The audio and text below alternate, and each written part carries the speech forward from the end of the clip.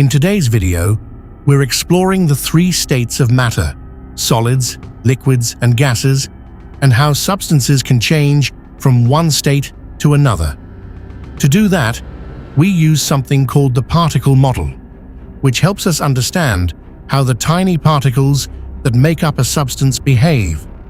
In this model, we imagine each particle as a small, solid, inelastic sphere. Let's start with solids. In a solid, there are strong forces of attraction between the particles.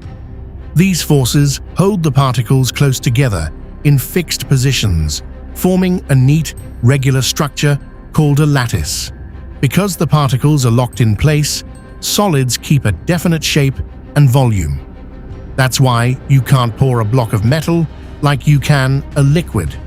But the particles aren't completely still. They vibrate in place, constantly jostling against each other. When you heat up a solid, its particles gain more energy and vibrate faster. Eventually, at a certain temperature, the melting point, the vibrations become strong enough to break some of the bonds holding the particles together. At that point, the solid melts and becomes a liquid. Now, in liquids, the forces of attraction between particles are weaker than in solids. The particles can move around and slide past each other, but they're still fairly close together and tend to stick slightly. This is why liquids have a definite volume, but they can change shape to fill the bottom of any container.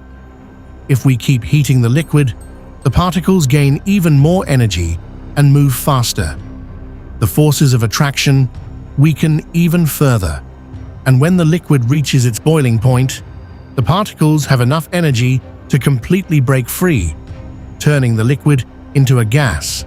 In gases, the particles are far apart, and the forces of attraction between them are extremely weak. The particles move freely in random motion, constantly bouncing off the walls of their container and each other. Now, random motion can sound a bit confusing. It doesn't mean the particles swerve unpredictably. Instead, each travels in a straight line, but in a random direction until it collides with something and bounces off. Gases don't have a fixed shape or volume. They always spread out to fill their container. When you heat a gas, the particles move even faster. If the container can expand, like a balloon, the gas simply spreads out more. But if the container is fixed, then these faster-moving particles hit the walls more often and with more force, which increases the pressure. On the other hand, when you cool a gas down, the particles lose energy and move more slowly. Eventually, the attractive forces between them pull the particles close enough together for bonds to form, turning the gas back into a liquid. This process is called condensation.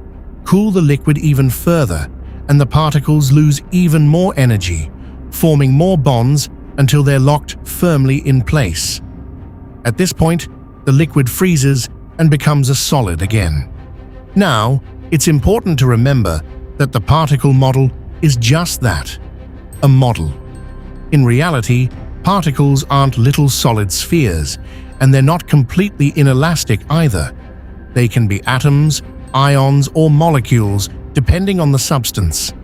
And while the model helps us understand how matter behaves, it's a simplification.